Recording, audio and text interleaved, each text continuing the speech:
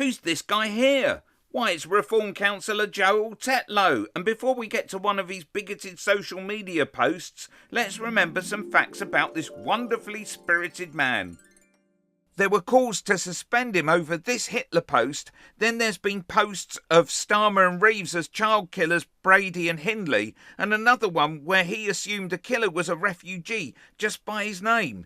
Then we had the fact that he's in green tech. When? This is literally war. We will wage war on Ed Miliband. We will wage war on Number 10, on this net zero madness. Anyway, now he's posting this concerning a video about a hotel, the Tickle Trout, being used for Afghan refugees, complaining about the height of offence. The video in question drew comments like this one, which is typical of all of the comments underneath the video. When you look at the news reports on the Tickle Trout, they state that the hotel will be housing Afghan military veterans who supported British forces. So we bring Afghan veterans all the way here and house them whilst thousands of British veterans are homeless and are living on the streets of Britain. Riddle me that one.